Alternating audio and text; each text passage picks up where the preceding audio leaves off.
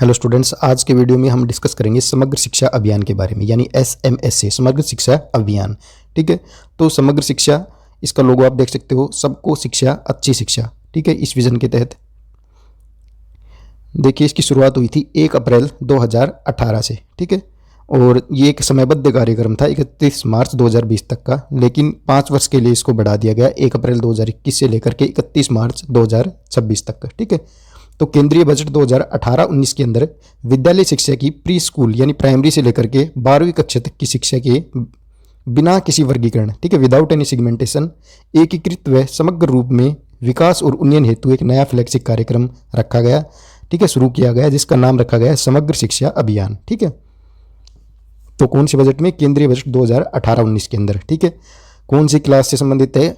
Primary से लेकर के 12वीं कक्षा तक। ठीक है, ये दो चीजें आपको याद रखनी है। इस परिप्रेक्ष्य में प्रधानमंत्री की अध्यक्षता में आर्थिक मामलों की कैबिनेट मंत्री ने समग्र शिक्षा अभियान को प्रारंभ करने का निर्णय लिया। उस अनुसार केंद्र सरकार ने प्रारंभिक एवं माध्यमिक शिक्षा के सार्वभौमिकरण के लक्ष्यों की प्राप्ति के लिए 1 अप्रैल 2018 से 31 मार्च 2020 तक की अवधि के लिए समन्वित फ्लैगशिप कार्यक्रम SMSA यानी समग्र शिक्षा अभियान ये प्रारंभ किया। ठीक है, ये हम डिस्कस कर चुके। इस अभियान में प्री स्कूल कक्षा से लेकर 12वीं कक्षा तक को एकीकृत रूप में एवं निरंतरता में शामिल किया गया। ठीक है, प्रधानमंत्री की अध्यक्षता में आर्थिक मामलों की मंत्रिमंडलीय समिति ने इस अभियान को नए संशोधित रूप में 5 वर्ष के लिए बढ़ा दिया। ठीक है, 1 अप्रैल 2021 से 31 मार्च 2026 तक के लिए इसको बढ़ा दिया। ठीक है, बजट का कितना प्रावधान किया गया है इसके अंतर्गत इन 5 वर्षों में? ये आप यहाँ पे देख सकते हो 2,94,283.4 करोड़। ठीक है, केंद्रीय अंश से इतना और शेष जो है वो राज्य अंश से। ठीक है, केंद्र सरकार द्वारा 2018-19 में प्रायोजित इस कार्यक्रम में पूर्व में चल रहे 3 कार्यक्रमों को समाहित किया गया था। कौन कौन से कार्यक्रमों को? एक तो है श्रव शिक्षा अभियान SSA, ठीक है, राष्ट्रीय माध्यमिक शिक्षा अभियान RMSA, दूसरा शिक्षक शिक्षा कार्यक्रम टीचर एजुकेशन प्रोग्राम। ठीक है, समसा कार्यक्रम प्रधानमंत्री श्री नरेंद्र मोदी के सबको शिक्षा अच्छी शिक्षा के विजन। ठीक है, कौन से विजन के परिप्रेक्ष्य में? सबको शिक्षा अच्छी शिक्षा के विजन के परिप्रेक्ष्य में देश में सभी बच्चों को प्री स्कूल से लेकर यानी प्राइमरी से लेकर 12वीं तक की शिक्षा सुविधा उपलब्ध कराने हेतु राज्यों की सहायता के उद्देश्य से प्रारंभ किया गया एक फ्लैगशिप कार्यक्रम है। ठीक है, मुख्य ध्येय क्या है? बच्चों का बहुमुखी विकास। यह कार्यक्रम उस समय चल रही शैक्षिक उन्नयन योजनाओं के क्रियान्वयन तंत्र और सभी सत्रों पर संचालन लागतों के मध्य समुचित सामंजस्य कायम करने हेतु शुरू किया गया। ठीक है, समग्र शिक्षा स्कीम प्री प्राइमरी से लेकर कक्षा 12वीं तक की स्कूली शिक्षा के संपूर्ण पहलुओं को समन्वित करते हुए प्रारंभ की गई एक एकीकृत योजना है। ठीक है, और ये इंपॉर्टेंट पॉइंट है। ठीक है, यह योजना संपूर्ण स्कूली शिक्षा को एक निरंतरता में मानती है तथा यह शिक्षा के निर्धारित सतत विकास लक्ष्य, ठीक है, HDG के अनुसरण में है। ठीक है, तो ये पॉइंट आपको याद रखना है, SDG 4 के अनुसरण में है। ठीक है, सस्टेनेबल डेवलपमेंट गोल, SDG की फुल फॉर्म है सस्टेनेबल डेवलपमेंट गोल। ठीक है, गोल नंबर 4 इसके अनुसरण के अंदर है। ठीक है, यह योजना नई शिक्षा नीति 2020 की सिफारिशों के साथ भी समन्वित की गई है। अब बात कर लेते हैं उद्देश्य की। ठीक है, तो उद्देश्य क्या है इस कार्यक्रम का? नर्सरी से लेकर 12वीं कक्षा तक निरंतरता में सबके लिए समान रूप से समग्र और गुणवत्तापूर्वक शिक्षा को सुनिश्चित करना, विद्यार्थियों के अधिगम परिणामों का उन्नयन करना और सुधार करना। ठीक है, इसमें अध्यापकों के प्रशिक्षण, शैक्षिक प्रौद्योगिकी पर ध्यान केंद्रित करते हुए विद्यालय शिक्षा की गुणवत्ता को सुधारने पर भी विशेष बल दिया गया है। ठीक है, योजना के प्रमुख उद्देश्य राज्य और संघ शासित प्रदेशों की सरकारों को निम्न के संबंध में सहायता प्रदान करना है। ठीक है, ये योजना जो राज्य है और जो संघ शासित प्रदेश है उनको सहायता प्रदान करती है। किस क्षेत्र में? पहला है राष्ट्रीय शिक्षा नीति 2020 यानी NAP 2020 की सिफारिशों के क्रियान्वयन के संबंध में। दूसरा है RTE एक्ट 2009 को लागू करने में सहायता प्रदान करने में। ठीक है, आरंभिक बचपन देखभाल अर्ली चाइल्डहुड केयर और शिक्षा के संबंध में। मौलिक साक्षरता संख्यात्मक ज्ञान पर बल देने के संबंध में। विद्यार्थियों को 21वीं सदी के कौशल प्रदान करने, ठीक है, करने हेतु होलिस्टिक एकीकृत समावेशी एवं क्रिया आधारित पाठ्यक्रम और शिक्षण पर जोर देना।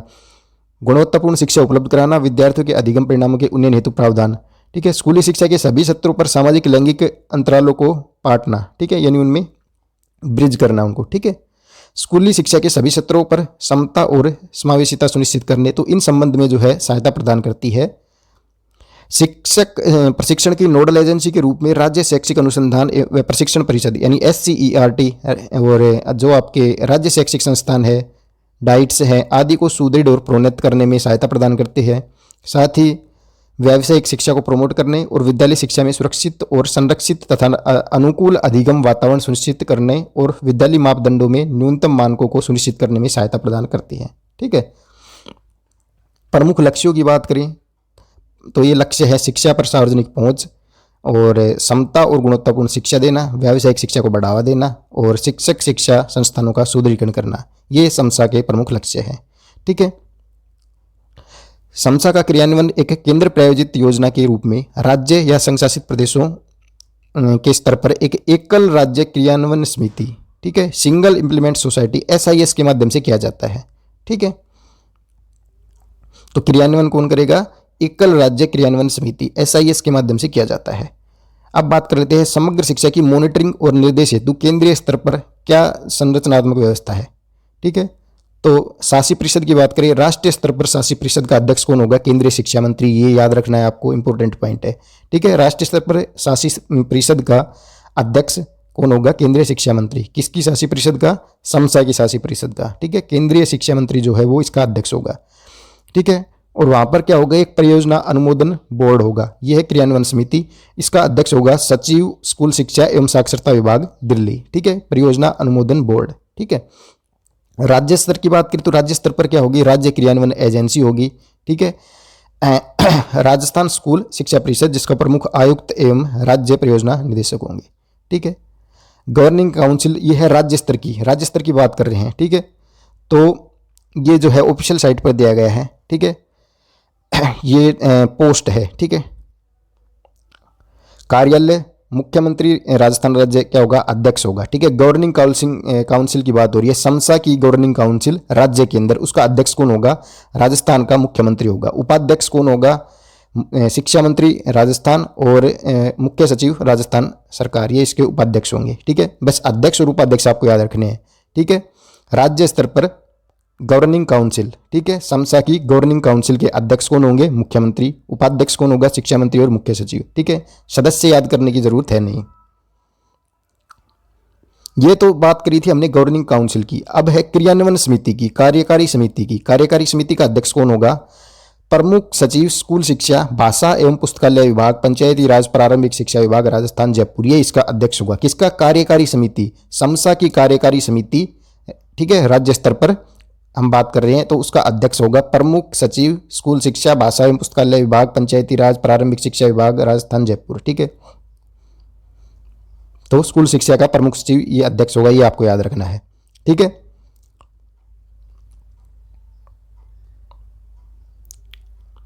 अब बात कर लेते हैं 2018-19 में कितने बजट का प्रावधान था? 30,780.81 करोड़ रुपए का। ठीक है। प्रथम वर्ष के अंदर जब शुरू किया गया 2018-19 में ये प्रावधान था। ठीक है। शासी परिषद यानी गवर्निंग काउंसिल को समसा योजना के ओवरऑल फ्रेमवर्क की सीमाओं के अंतर्गत वित्तीय एवं क्रियान्वयन मानदंडों को परिवर्तित करने यानी मॉडिफाई करने और क्रियान्वयन हेतु दिशा निर्देशों को अनुमोदित करने की शक्तियां प्रदान है। ठीक है। इन सुधारों में विद्यालय शिक्षा की गुणवत्ता में सुधार हेतु आवश्यक नवाचार और हस्तक्षेप जो है शामिल किए गए हैं, वो भी हम डिस्कस करेंगे कौन कौन से नवाचार हैं। समग्र शिक्षा स्कीम का विजन क्या है? प्री स्कूल यानी प्राइमरी से लेकर 12वीं कक्षा तक की शिक्षा के लिए पोषणीय विकास लक्ष्य SDG के अनुसरण में। किसके अनुसरण में? SDG के अनुसरण में। ठीक है। समावेशी एवं समतापूर्ण शिक्षा को सुनिश्चित करना, ये विजन है। अब है SDG गोल 4.1। ये क्या प्रावधान करता है कि वर्ष 2030 तक सभी छात्र छात्राओं को समतापूर्ण एवं गुणवत्तायुक्त प्रारंभिक व माध्यमिक शिक्षा निःशुल्क उपलब्ध हो सके, जिसके प्रभावी अधिगम परिणाम प्राप्त हो। ठीक है।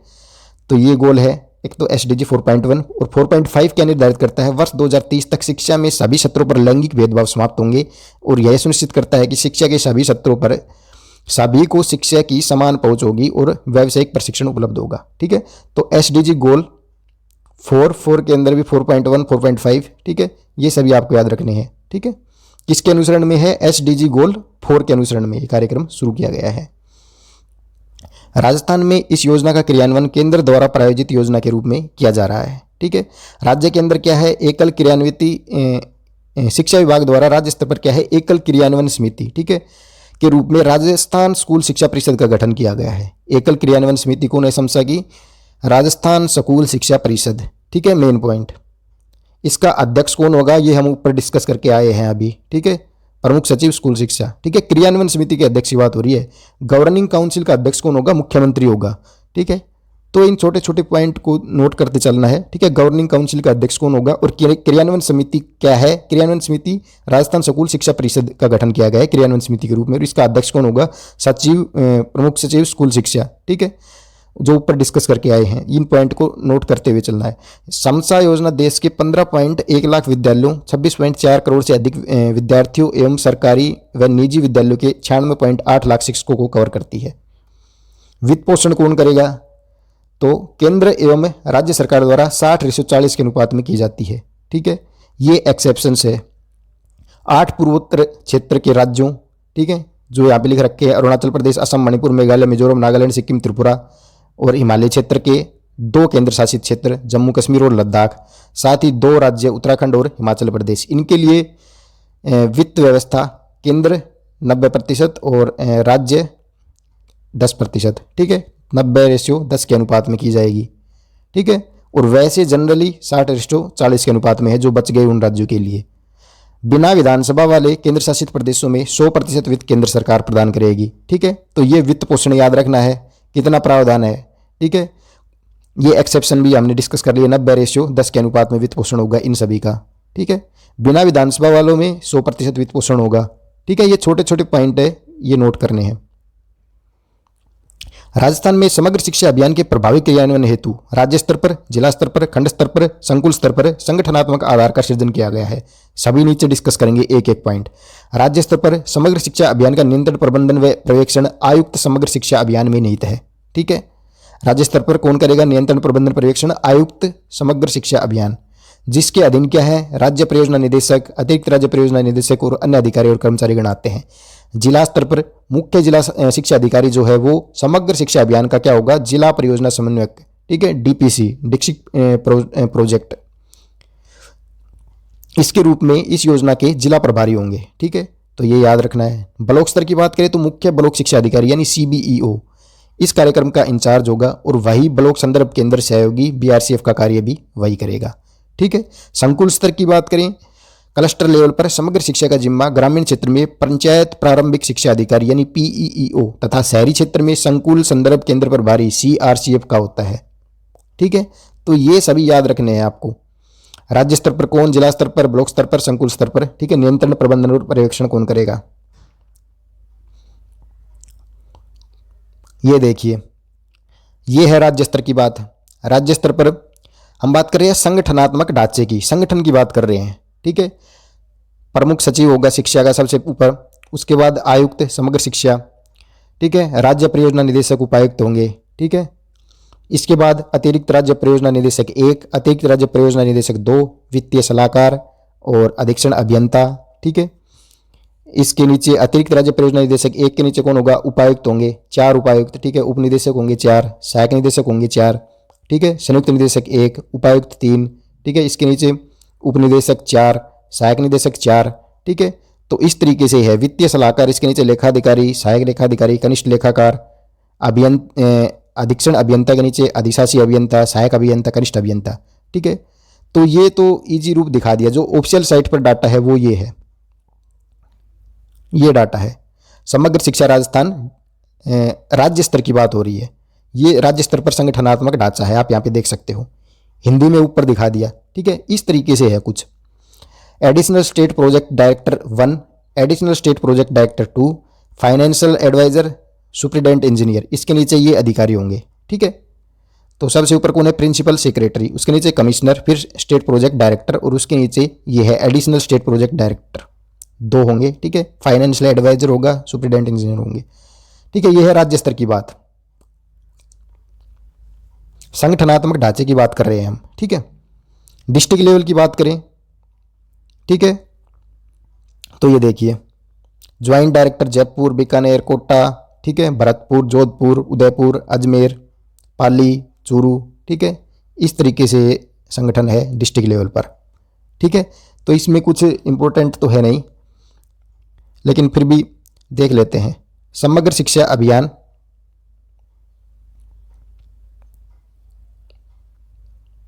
सॉरी ये था डिवीजन लेवल था, ना कि डिस्ट्रिक्ट लेवल, ठीक है। ये याद रखना, डिवीजन लेवल था, ये डिवीजन लेवल पर ये अधिकारी होंगे, ठीक है। इसके बाद बात कर लेते हैं डिस्ट्रिक्ट लेवल की। तो ये डिस्ट्रिक्ट लेवल के अधिकारी है, चीफ डिस्ट्रिक्ट एजुकेशन ऑफिसर, ठीक है। डिस्ट्रिक्ट लेवल पर कौन होगा? CDEO, chief district education officer होगा। उसके नीचे ये सभी कर्मचारी होंगे, ठीक है। ब्लॉक लेवल की बात करें तो ब्लॉक लेवल पर CBEO, chief block education officer होगा। उसके नीचे ये सभी अधिकारी होंगे, ठीक है। CBEO, ACBEO 1, ठीक है, ACBEO 2। तो इसमें कुछ इंपॉर्टेंट तो है नहीं, क्योंकि हम ऊपर सभी डिस्कस करके आए हैं यहाँ पे। ये देखिए, राज्य स्तर पर कौन होगा, जिला स्तर पर कौन होगा, ब्लॉक स्तर पर कौन होगा, संकुल स्तर पर कौन होगा, ठीक है। ये केवल ऑफिशियल डाटा आपको दिखाया है। तो ये आपको बस इंचार्ज कौन होगा, मुख्य अधिकारी कौन होगा, नियंत्रण प्रबंधन और पर्यवेक्षण कौन करेगा, ये याद रखना है। बस ये याद रख लेना, उस टेबल में कुछ ज़्यादा इंपॉर्टेंट नहीं है, ठीक है।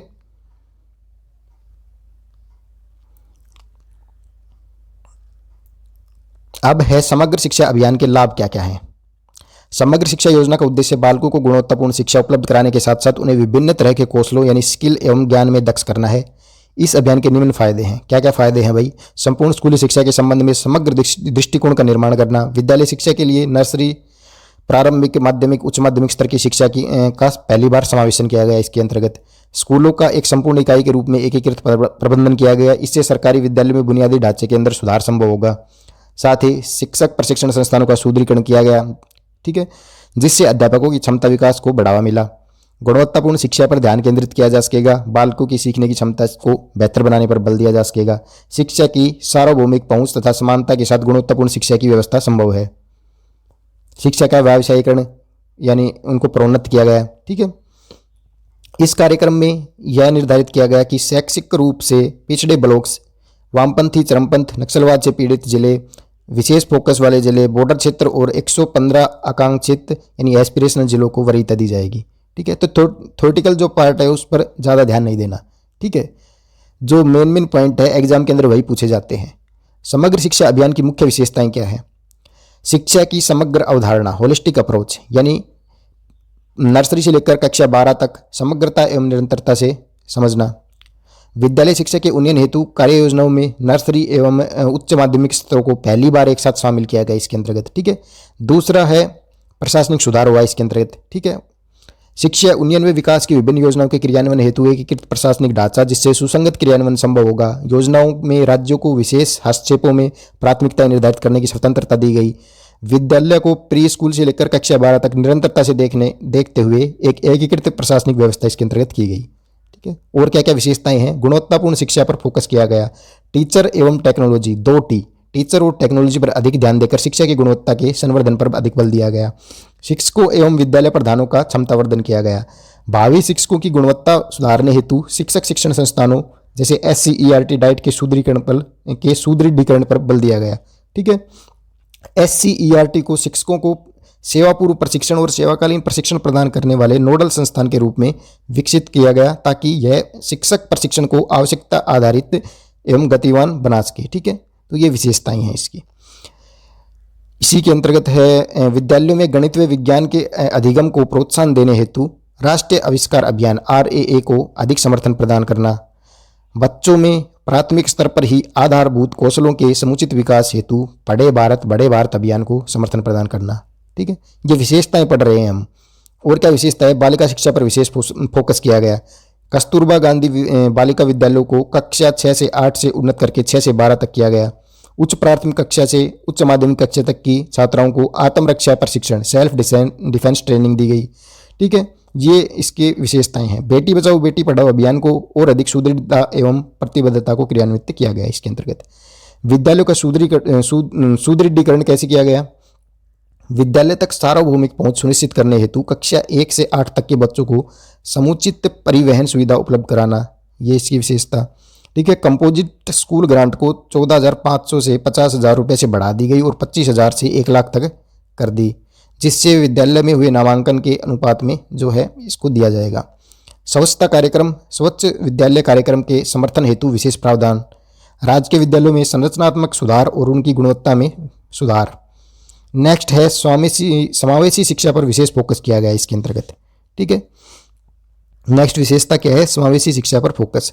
आरटीई एक्ट के तहत विद्यालय पोशाक हेतु प्रति विद्यार्थी अनुदान की राशि 400 से बढ़ाकर 600 रुपये प्रतिवर्ष करना। आरटीई एक्ट के तहत बच्चों को दी जाने वाली निःशुल्क पुस्तकों की हेतु ग्रांट प्रतिवर्ष 150-250 थी, जिसको बढ़ाकर के 250 से लेकर 400 रुपये प्रतिवर्ष कर दिया गया, ठीक है। ऊर्जावान पुस्तकों को प्रारंभ किया गया। विशेष आवश्यकता वाले बच्चों को दी जाने वाली वार्षिक ग्रांट 3000 से बढ़ाकर 3500 रुपये प्रतिवर्ष कर दी गई और विशेष आवश्यकता वाली बालिकाओं को 200 रुपये प्रतिमाह स्टाइपेंड और दिया जाएगा। कौशल विकास पर अधिक बल। कक्षा 9 से 12 तक के पाठ्यक्रम के साथ व्यावसायिक शिक्षा यानी वोकेशनल एजुकेशन को एकीकृत कर उसे और उपयोगी और उद्योगोन्मुख बनाना। नेक्स्ट विशेषता है खेल एवं शारीरिक शिक्षा पर पोषण। खेलकूद शिक्षा को पाठ्यक्रम का अभिन्न अंग बनाया गया। प्रत्येक प्राथमिक स्कूल को 5000 रुपये वार्षिक खेल अनुदान और उच्च प्राथमिक स्कूल को 10,000 एवं माध्यमिक एवं उच्च माध्यमिक स्कूल को 25,000 खेल ग्रांट भी दी जाएगी, ठीक है। यह है एसएमएसए की विशेषताएं। नेक्स्ट है क्षेत्रीय संतुलन पर फोकस किया गया। सभी क्षेत्रों के संतुलित शैक्षिक विकास को प्रोत्साहित किया गया। शैक्षिक रूप से पिछड़े, वामपंथी, चरमवाद से पीड़ित जिले और विशेष फोकस वाले जिले, सीमावर्ती जिले और 115 एस्पिरेशनल जिलों को प्राथमिकता प्रदान की गई। डिजिटल शिक्षा पर अधिक फोकस किया गया, ठीक है। ये कार्यक्रम आप देख सकते हो, smart classroom, digital board, digital channels के माध्यम से डिजिटल तकनीक का अधिक उपयोग किया गया, ठीक है। तो आईसीटी का जो है अत्यधिक उपयोग हुआ है। नेक्स्ट है, यहाँ पर विशेषताएं समाप्त हुई। समसा के तहत स्कूली शिक्षा में प्रमुख हस्तक्षेप, इंटरवेंशंस, ये आपको याद रखने हैं, ठीक है। तो शुरुआत के अंदर जब इसको प्रारंभ किया गया था 2018-19 के अंदर, तो उसके तहत ये प्रमुख हस्तक्षेप थे। क्या क्या? शिक्षा के बुनियादी ढांचे के विकास और विद्यालय में ठहराव, साहित्य शिक्षा की सार्वभौमिक पहुंच, ठीक है। मूलभूत साक्षरता एवं संख्यात्मक ज्ञान, लिंग एवं समानता, समावेशी शिक्षा पर जोर देना, गुणवत्ता और नवाचार, शिक्षकों के वेतन हेतु वित्तीय सहायता प्रदान करना, डिजिटल पहल, स्कूल ड्रेस, पाठ्यपुस्तकें आदि सहित अनिवार्य शिक्षा के अधिकार की हकदारी को मंजूरी देना, प्रारंभिक बाल्यावस्था देखभाल एवं शिक्षा के लिए सहायता प्रदान करना, व्यावसायिक शिक्षा, खेलकूद एवं शारीरिक शिक्षा, अध्यापक शिक्षा यानी टीचर एजुकेशन और प्रशिक्षण का सुदृढ़ीकरण करना, निगरानी, कार्यक्रम प्रबंधन, राष्ट्रीय घटक, ठीक है। तो ये सभी शुरुआत के अंदर किए गए थे। तो ये प्रमुख हस्तक्षेप थे, ये इंटरवेंशंस थे, ठीक है। अब बात कर लेते हैं नए हस्तक्षेप, ठीक है। तो इस कार्यक्रम को 5 साल के लिए बढ़ा दिया गया। तब क्या क्या नए हस्तक्षेप आए, ठीक है, वो हम यहाँ पे डिस्कस करेंगे, न्यू इंटरवेंशंस, ठीक है। तो राष्ट्रीय शिक्षा नीति 2020 नैप 2020 की सिफारिशों के तहत संशोधित समग्र शिक्षा योजना में स्कूली शिक्षा के सभी सत्रों में ये नए हस्तक्षेप शामिल किए गए। क्या क्या? योजना की प्रत्यक्ष पहुंच को बढ़ाने हेतु सभी बाल केंद्रित हस्तक्षेप एक निश्चित समयावधि में प्रौद्योगिकी आधारित प्लेटफॉर्म पर प्रत्यक्ष लाभ अंतरण यानी डीबीटी मोड के माध्यम से सीधे विद्यार्थियों को प्रदान किए जाएंगे। नेक्स्ट है, सभी बच्चों की एक समान और समावेशी कक्षा के माहौल के साथ गुणवत्तापूर्ण शिक्षा तक पहुंच हो एवं जिसमें उनकी विविध पृष्ठभूमि, बहुभाषीय आवश्यकताओं, विभिन्न शैक्षणिक योग्यताओं का भी विशेष ध्यान रखा जाए और जो उन्हें सीखने की प्रक्रिया में सक्रिय भागीदार बनाएगा। इस स्कीम में केंद्रीय और राज्य सरकारों के विभिन्न मंत्रालयों व विकास एजेंसियों के मध्य तालमेल की प्रभावी व सुदृढ़ व्यवस्था होगी, ठीक है। व्यावसायिक शिक्षा यानी वोकेशनल एजुकेशन का विस्तार किया गया। कौशल विकास उद्यमिता मंत्रालय के साथ मिलकर इसका विकास जो है किया गया। विद्यालयों व आईटीआई, पॉलिटेक्निकल संस्था, इनकी विद्यमान सुविधाओं का अधिकतम संभव उपयोग न केवल विद्यालयी बच्चों हेतु बल्कि विद्यालय से बाहर के बच्चों के लिए भी किया जाएगा इसके अंतर्गत, ठीक है। तो ये है नवाचार। आंगनबाड़ी वर्कर्स एवं आरंभिक बाल्यावस्था देखभाल व शिक्षा यानी ईसीसीई शिक्षकों को सेवाकालीन प्रशिक्षण प्रदान करने हेतु मास्टर ट्रेनर यानी कुशल प्रशिक्षक को ट्रेनिंग देने का प्रावधान भी है इसके अंतर्गत। नेक्स्ट है राजकीय विद्यालयों में प्री प्राइमरी वर्गों के बच्चों हेतु शिक्षण अधिगम सामग्री TLM टीचिंग लर्निंग, ठीक है, मटेरियल, स्वदेशी खिलौने, खेलकूद व खेल आधारित गतिविधियों के लिए कुल 500 रुपये प्रति विद्यार्थी प्रति वर्ष तक का प्रावधान है, ठीक है। तो ये नई चीज़ें शामिल की गई है, ठीक है। नेक्स्ट आता है निपुण भारत। तो निपुण की फुल फॉर्म क्या है? National initiative for proficiency in reading with understanding and numeracy यानी मौलिक साक्षरता एवं संख्यात्मकता पर एक राष्ट्रीय मिशन है ये निपुण भारत, ठीक है। तो निपुण भारत को समग्र शिक्षा के तहत 5 जुलाई 2021 को लॉन्च किया गया, ठीक है। तो आपको थ्योरी वाले पार्ट पर ज़्यादा बल नहीं देना है, आपको ये मेन डेट याद रखनी है कब इसको शुरू किया गया, 5 जुलाई 2021 को, ठीक है। समग्र शिक्षा के तहत निपुण भारत इसको शुरू किया गया, ठीक है। तो इस मिशन के तहत मुख्य ध्येय क्या है, ये सुनिश्चित करना कि कक्षा 3 कक्षा 5 के बीच प्रत्येक बालक पढ़ने लिखने एवं संख्यात्मक ज्ञान की वांछित अधिगम अभिक्षमताएं अर्जित कर सके, ठीक है। ये इसका मुख्य ध्येय है। इसके तहत 500 रुपये प्रति बालक प्रति वर्ष, 150 रुपये प्रति अध्यापक नियमावली व संसाधनों हेतु, ठीक है, 10 से 20 लाख रुपए प्रति जिला मूल्यांकन हेतु निर्धारित किए गए हैं। नेक्स्ट है सेकेंडरी और प्राइमरी स्तर के शिक्षकों के प्रशिक्षण हेतु एनसीईआरटी द्वारा, ठीक है, निष्ठा कार्यक्रम के तहत विशेष ट्रेनिंग मॉड्यूल तैयार करना। प्री प्राइमरी से लेकर उच्च माध्यमिक स्तर के विद्यालयों के बुनियादी ढांचे बेसिक स्ट्रक्चर को सुदृढ़ करना, ठीक है। पहले प्री प्राइमरी को इससे बाहर रखा गया था, लेकिन अब इसके अंदर प्री प्राइमरी को भी निपुण भारत के तहत शामिल किया गया है। सभी कन्या छात्रावासों में सैनिटरी नैपकिन्स, वेंडिंग मशीन और भस्मक यानी इंसिनेटर स्थापित किया गया। सभी वर्तमान सीनियर सेकेंडरी स्कूलों में नई स्ट्रीम की बजाय नए विषय जोड़े गए। परिवहन सुविधा को 6,000 रुपये प्रति वर्ष की दर से माध्यमिक स्तर तक बढ़ा दिया गया। स्कूली शिक्षा के दायरे से बाहर के 16 से 19 वर्ष की आयु वर्ग के SC, ST और दिव्यांग बच्चों को राष्ट्रीय मुक्त विद्यालय शिक्षा संस्थान NIOS या राज्य मुक्त विद्यालय SOS के माध्यम से उच्च माध्यमिक स्तर की शिक्षा पूरी करने हेतु प्रतिवर्ष 2,000 रुपये की सहायता भी इसके अंतर्गत प्रदान की गई है। नेक्स्ट है किसी विद्यालय में कम से कम 2 विद्यार्थियों के राष्ट्रीय स्तर पर खेलो इंडिया स्कूल गेम्स में अगर पदक उन्होंने जीता है तो विद्यालय को 25,000 रुपये तक का अतिरिक्त खेल अनुदान भी दिया जाएगा। बस्ता रहित दिनों स्कूल परिसरों में स्थानीय हस्तशिल्पियों के साथ उनके हुनर को सीखना, पाठ्यक्रम व शैक्षणिक सुधार आदि के प्रावधान भी किए गए हैं। कस्तूरबा गांधी विद्यालयों को 12वीं तक क्रमोन्नत किया गया। राष्ट्रीय मूल्यांकन केंद्र परख, ठीक है, परख की फुल फॉर्म क्या है, performance assessment review and analysis of knowledge for holistic development की गतिविधियों के लिए समर्थन प्रदान करना, ठीक है। समसा में भाषा शिक्षक की नियुक्ति का नया घटक जोड़ा गया है। साथ ही शिक्षकों को वेतन सहायता के अलावा शिक्षकों की ट्रेनिंग, द्विभाषी पुस्तकें एवं शिक्षण अधिगम सामग्री, टीचिंग लर्निंग मटेरियल के प्रावधान को भी जोड़ा गया है, ठीक है। तो ये न्यू इंटरवेंशंस हैं आपके। नेक्स्ट है कक्षा 9 से 12 तक KGB टाइप यानी कस्तूरबा गांधी विद्यालय हैं, उनमें KGB टाइप 4 विद्यालयों के लिए वर्तमान में अलग थलग पड़े कन्या छात्रावासों के लिए वित्तीय सहायता को 25 लाख से बढ़ाकर के 40 लाख रुपए कर दिया गया, ठीक है। नेक्स्ट है सूचना संवाद एवं ट्रेनिंग ICT। इसके अंतर्गत लैब्स, डिजिटल बोर्ड, स्मार्ट कक्षा, वर्चुअल क्लासरूम, DTH चैनल्स के लिए प्रावधान किया गया है। प्रतिवर्ष 20% विद्यालयों में सामाजिक अंकेक्षण यानी सोशल ऑडिट हेतु सहायता देना, ताकि 5 वर्ष की समयावधि में सभी विद्यालय इसके अंदर कवर हो सके।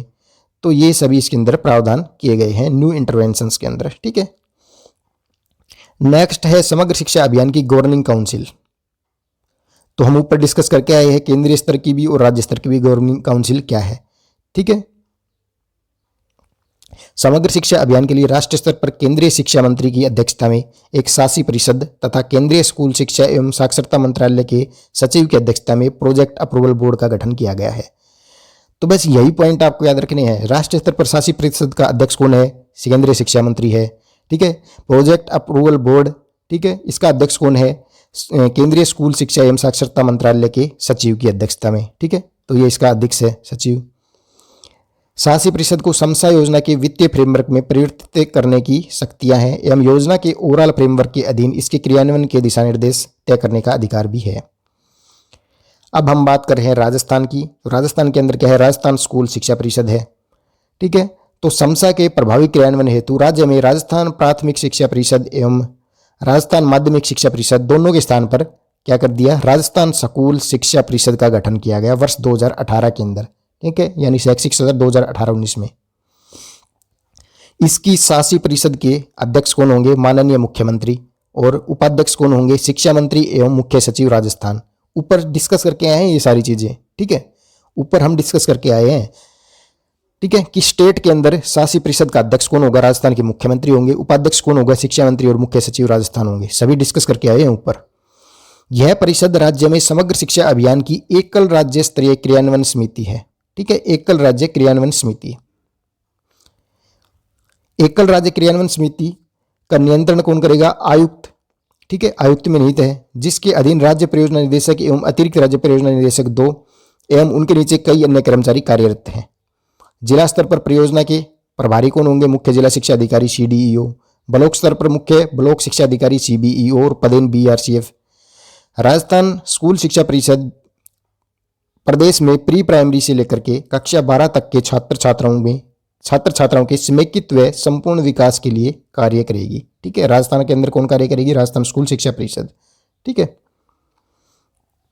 अब बात कर लेते हैं कस्तूरबा गांधी आवासीय विद्यालयों की, KGBV। ठीक है, कस्तूरबा गांधी बालिका विद्यालय ये योजना केंद्र सरकार द्वारा शुरू की गई। कब शुरू की गई, अगस्त 2004 के अंदर, ये याद रखना है। ठीक है, कब शुरू की गई, अगस्त 2004 में। ठीक है, बाद में इसे सर्व शिक्षा अभियान में शामिल किया गया। ठीक है, SSA के अंदर शामिल किया गया, सर्व शिक्षा अभियान में। अब किसके अंतर्गत है, समग्र शिक्षा अभियान के अंतर्गत संचालित है। ठीक है, सर्व शिक्षा अभियान कार्यक्रम के अंतर्गत राज्य के 30 जिलों के शैक्षिक दृष्टि से पिछड़े 186 विकास खंड, जिनमें ग्रामीण महिला साक्षरता दर राष्ट्रीय महिला साक्षरता दर से कम है, वे, उसके साथ ही जेंडर गैप यानी पुरुष साक्षरता दर व महिला साक्षरता दर का अंतर 20% से जहाँ पर अधिक है, उसके साथ ही 14 अल्पसंख्यक बाहुल्य शहरी क्षेत्रों में, जिनमें 20% से अधिक अल्पसंख्यक हैं, यानी कि कुल 200 कस्तूरबा गांधी बालिका विद्यालय संचालित हैं।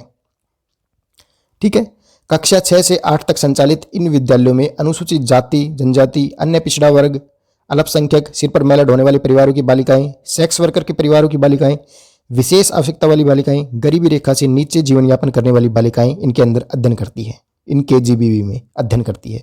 ठीक है, इनको क्रमोन्नत भी किया गया है, 6 से 8 थे, इनकी जगह 6 से 12 कर दिया। ठीक है, KGB विद्यालय में उन्हें निःशुल्क शिक्षा प्रदान की जाती है, आवास, भोजन, दैनिक उपयोगी सामग्री सब उपलब्ध करवाया जाता है। सभी KGB जो भी कस्तूरबा गांधी विद्यालय है, इनके अंदर 5% सीटों पर विशेष आवश्यकता वाली बालिकाओं को प्रवेश दिया जाना आवश्यक है। ठीक है, 5% सीटों पर, ये याद रखना है।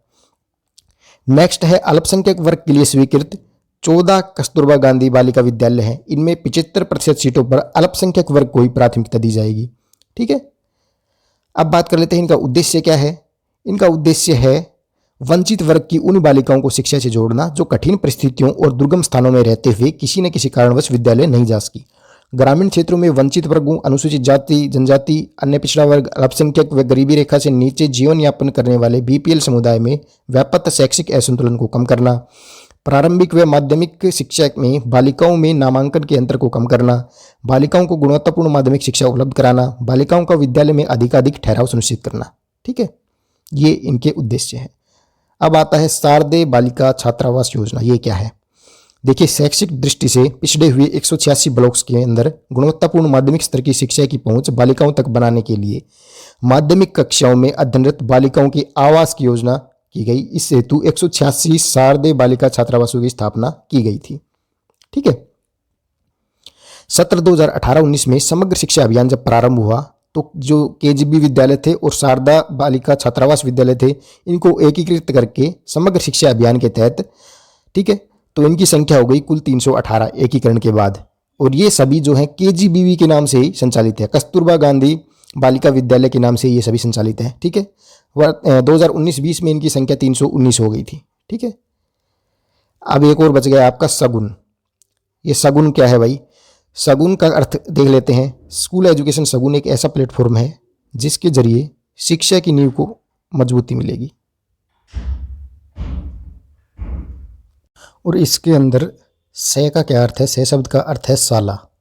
ठीक है, यानी स्कूल। ठीक है, और गुण जो है इसका अर्थ है गुणवत्ता से। ठीक है, 28 अगस्त 2019 को मानव